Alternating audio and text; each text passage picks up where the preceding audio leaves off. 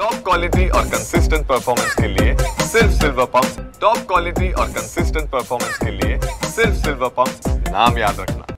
मुख्यमंत्र्यांना निश्चित सांगितलेलं आहे, किंबहुना त्याची जनजागृती सुद्धा केलेली आहे मी, किंबहुना सगळ्या शुभक्तांनी केलेली आहे की वाघ्या कुत्र्याचा आणि दुर्गराज रायगड किल्ल्याचा काही संबंध नाही। शिवाजी महाराजांच्या समाधीच्या बाजूला तेवढीच उंच समाधी उभा करणं ही दुर्दैवाची बाब आहे। उलट ज्या समाधीसाठी तुकोजी होळकर महाराजांनी मदत केली त्यांचं उलट तिथं सोनेरी अक्षरात त्यांचं नाव तिथं कोरलं गेलं पाहिजे की हो तुकोजीराव होळकर महाराजांनी त्या वाघ्या कुत्र्याच्या समाधीसाठी मदत केली नाही, तर तो दंतकथेतून उभा राहिलेला कुत्रा आहे आणि म्हणून ज्या शिवाजी महाराजांच्या समाधीसाठी जी मदत केली त्याचा उल्लेख तिथं होणं गरजेचं आहे। त्याच्यासाठी रायगड प्राधिकरणचा अध्यक्ष म्हणून मी ती जबाबदारी घेणार आहे आणि मुख्यमंत्री देवेंद्र फडणवीसांना हा सगळा विषय समजून सांगितलं, त्यांना सुद्धा विषय पडतो। लवकरच्या लवकर ते समिती स्थापन करण्यात आणि एकदा समिती स्थापन झाल्यानंतर सगळ्या डाव्या उजव्या आणि सेंटर आघाडी विचाराच्या सगळ्या लोकांना त्या मीटिंगमध्ये त्या समितीमध्ये घ्यावं असं मी त्यांना आवाहन केलेलं आहे। त्यांना घ्यावं आणि निर्णय लवकरात लवकर त्यांनी घ्यावा अशी माझी त्यांना विनंती आहे। या कुत्र्यासंदर्भात राज्य शासन कुठलाही निर्णय देत नाही, अनेक संघटना त्याला विरोध करतात, त्यामुळे या कुत्र्याला हटवण्यासाठी कारसेवा होण्याची शक्यता नाही, कुठलाही कायदा हातात घ्यायचा विषयच येत नाही, कारण का ज्या पद्धतीने हा विषय आम्ही त्यांच्या पुढे मांडलेला आहे, एक ठराविक एक दोघं तिघं नुसते बोलायला लागलेत की ते वाघ्या कुत्रा आणि होळकर महाराजांचा असणारा संबंध, पण हेच मी सांगू लागलो वाघ्या कुत्र्याचा संबंध नाही आहे। तुकोजी होळकर महाराजांचा हा संबंध खऱ्या अर्थाने शिवाजी महाराजांच्या समाधीशी आहे। उलट हेच माझं म्हणणं आहे की त्यांचं नाव सोनेरी अक्षरात कोरलं गेलं पाहिजे, कारण असे मोजके लोक होते जे शिवाजी महाराजांच्या समाधीसाठी ज्यांनी योगदान केलेलं आहे। जसं राजश्री छत्रपती शाहू महाराजांनी सुद्धा रायगडच्या जीर्णोद्धारासाठी त्यावेळी पैसे दिले होते, त्याचप्रमाणे होळकर महाराजांनी तर शिवाजी महाराजांच्या समाधीसाठी मदत केलेली आहे। आणि म्हणून कोणी एक दोघं विरोध करत असतील त्यांना मी सांगितलं मुख्यमंत्र्यांना त्यांना पुढं बोलवा। मी स्पष्ट सांगतो, मी पुरावे त्यांच्या पुढे ठेवतो, एकही इतिहासकार सांगत नाही, एकही व्यक्ती सांगत नाही की हा वाघ्या कुत्र्याचा कुठेतरी इतिहासात संदर्भ आहे। राजे गेले पन्हाळगडासंदर्भातला प्रश्न आहे, जागतिक वारसा स्थळात नोंदवण्यात टप्प्यात आला असताना स्थानिक नागरिकांकडून कुठंतरी विरोध होतोय, कुठंतरी राजकीय विरोध यामागे दिसतोय, काय सांगा? नाही, स्थानिक नागरिकांना मनात एक शंका निर्माण होणं हे साहजिकच आहे, कारण पन्हाळा हा एकमेव किल्ला आहे जैसलमेरच्या नंतर की सगळ्यात जास्त रहिवासी तिथे आहेत, 3-3.5 हजार तिथे लोक राहतात। त्यांना मनात ही भीती आहे की एकदा वर्ल्ड हेरिटेज साईटमध्ये जर त्याची नोंद झाली, जागतिक वारसा स्थळामध्ये नोंद झाली, तर आमचे घर काढून टाकण्यात येईल किंवा आमची दुकानं काढून टाकण्यात येतील, हा एक चुकीचा समज निर्माण झालेला आहे। त्यांची जे गैरसमज आहे तो दूर करण्यासाठी अनेक लोकांना जिल्हाधिकाऱ्यांनी बोलवावं। मी मागच्या मीटिंगमध्ये सुद्धा मी बोलून दाखवलं की जिल्हाधिकाऱ्यांनी जर मला बोलवलं तर जागतिक वारसा स्थळाचे बेनिफिट्स काय, जागतिक वारसा स्थळाच्यामुळं पैसे मिळणार नाहीत पण ब्रँडिंग होते जगात।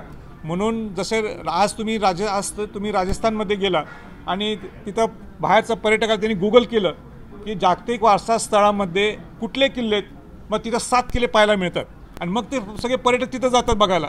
आज महाराष्ट्रात आलं की एवढा मोठा आपला ऐतिहासिक ठेवा शिवाजी महाराजांच्या माध्यमातून आपण जर गुगल केलं की वर्ल्ड हेरिटेज साईटमध्ये किती किल्ले आहेत, एकही आपल्याला दिसत नाही, म्हणून उलटं नुकसान आपलं आहे। आणि म्हणून जागतिक वारसा स्थळामध्ये पन्हाळ्याचा आणि सगळ्या बाकीच्या 11 किल्ल्यांचा समावेश व्हावा हा माझाच प्रयत्न होता पूर्वीपासून। मी 6 पुढाकार घेतला आणि मग सरकारने ती लाईन घेतलेली आहे। आणि म्हणून जो काही गैरसमज जो निर्माण झालेला आहे आपल्या पन्हाळ्याच्या ग्रामस्थांचा, तो गैरसमज दूर करणं ही आपल्या सर्वांची जबाबदारी आहे। प्रकरणामध्ये संतोष देशमुख त्या प्रकरणामध्ये आपण देखील त्यावेळी आक्रमक भूमिका घेतली होती, मात्र या सगळ्या प्रकरणानंतरही अजून बीडमधली गुन्हेगारी कमी होताना दिसत नाही। काल 2 दिवसापूर्वी देखील व्हिडिओ असे येत आहेत अमानुष मारहाणीचे, 2 गटातल्या वादाचे, ज्याला राजकीय हस्तक्षेप देखील त्यामध्ये आहे। असं बघता एकूणच अजूनही बीडमधली परिस्थिती सुधारलेली दिसत नाही, कायदा सुव्यवस्था अजूनही काय नाही। बीडमध्ये ज्यावेळी ही घटना घडली आणि त्या मंत्र्यांचं आणि त्या व्यक्तीचं नाव, तो वाल्मिक कराडाचं नाव घेणारा मी पहिला आहे आणि आज ही सगळ्या गोष्टी त्या वाल्मिक कराडला हात घातल्यामुळे सगळ्या कायदा सुव्यवस्थित झाला आहेत असं म्हणता येणार नाही।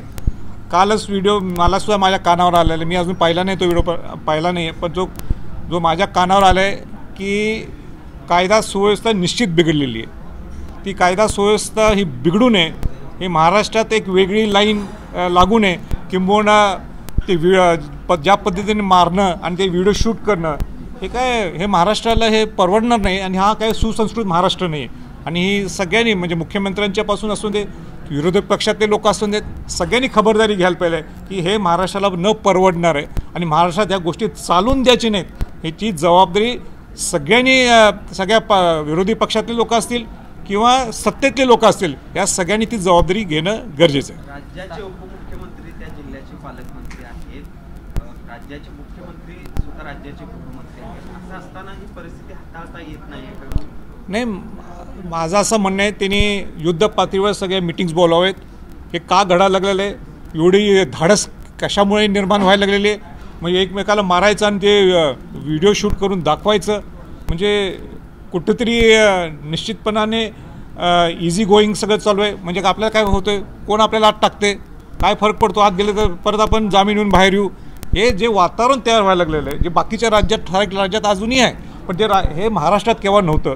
आणि म्हणून हे होणं कदापि महाराष्ट्राला हे परवडणार नाही. माझं उलटं मुख्यमंत्र्यांना असेल, उपमुख्यमंत्र्यांना असेल, तुम्ही बाकीचे सगळे कामं 2 मिनिटं थांबले ते चालतील, पण युद्ध पातळीवर कायदा सुव्यवस्था महाराष्ट्रातली बिघडू नये ह्याच्याकडे त्यांनी लक्ष घालावं. राजकीय पक्षांनी स्थानिक स्वराज्य संस्थेच्या निवडणुकीची तयारी केलेली आहे. आपल्या पक्षाकडून काही तयारी होते काय, किंवा कोल्हापुरात आपला पक्ष निवडणुकीच्या नाही, अजूनही काही ठरवलेलं नाही आहे. सध्या इतके फटके बसले आहेत अगोदरचेच, त्यातनंच बाहेर पडणं अवघड आहे. आणि म्हणून पहिल्यांदा आपलं एकच आहे की परत आपण बाहेर पडू, लोकांच्यात मिसळू, काय आमच्याकडनं काय चुकत असलं ते अभ्यास करू. आणि म्हणून सध्या एकच डोक्यात आहे की इलेक्शन लढवण्यापेक्षा पहिल्यांदा आपल्या काय चुका आहेत, लोकांना आपल्याकडनं काय अपेक्षा आहेत, आपण पुढं कसं जायला पाहिजे या दृष्टिकोनातून विचारविनिमय चालू आहे. आजही असं एक चित्र आहे, जे छोटे पक्ष आहेत, जे सत्ताधाऱ्यांच्यावर नाराज आहेत, बच्चू कडू असतील, जे त्यांच्या सोबत होते ते देखील त्यांच्या कार्यपद्धतीवर आता नाराज आहेत. अशा लोकांना ह्या स्थानिक स्वराज्य संस्थांच्या निवडणुकीमध्ये एकत्र करणार आहात का आपण, किंवा तसे प्रयत्न? नाही, मी काय विचार केलेला नाही आहे, कारण का हा प्रयत्न मी केला होता आपल्या विधानसभेच्या निवडणुकीच्या वेळी, तो इतका चांगला फटका बसला आहे. आणि मान्यच करायला पाहिजे फटका का बसला आहे, त्याला अनेक कारणं आहेत. आणि म्हणून त्या कारणात मला खोल जायचं नाही, पण लोकांची सेवा हे प्रामाणिक करत राहणं हाच आमचा दृष्टिकोन आहे. प्रामाणिकपणे राजकीय पक्ष चालवणं आत्ताच्या घडीला शक्य नाही असं स्पष्ट वाटतं तुम्हाला? नाही, निश्चित नाही वाटतेच, काय चुकीचं नाही आहे. का माझ्यासारखा सरळ माणूस, स्पष्ट बोलणारा, परखड बोलणारा, राजकारण आणि स्पष्ट बोलणं हे केव्हा तरी संलग्न होत नाही आहे, हे जाणवलं आहे. पैशाचा सुद्धा मोठा खेळ असतो, ते सुद्धा आमच्याकडे तसा काही पैसा नाही आहे. आणि म्हणून ह्याच्यात टिकणं हे अवघड काम आहे. पण शिवाजी महाराजांनी सुद्धा आम्हाला शिकवलं आहे की अडचण आल्याशिवाय त्यातनं मार्ग निघत नाही आणि अडचण आल्याशिवाय यश मिळत नाही. म्हणून आपण कष्ट करत राहणं आणि कष्ट केले की यश तुमच्याकडे चालत येते, हाच दृष्टिकोन ठेवून आमच्याकडून म्हणजे वाटचाल चालू आहे. पक्ष पुनर्बांधणी होणार आहे, नवीन चेहरे असतील किंवा आता एकूणच ही परिस्थिती तुम्ही बघितली की लोक रिस्पॉन्स देत नाहीत, वेगवेगळे अनुभव आहेत, यातून पक्षाची पुनर्बांधणी सोपं नाही आहे, पण काम करत राहणे हा एकमेव अजेंडा आहे. 6 जून राज्याभिषेक सोहळा खऱ्या अर्थाने तो आता लोकोत्सव झालेला आहे.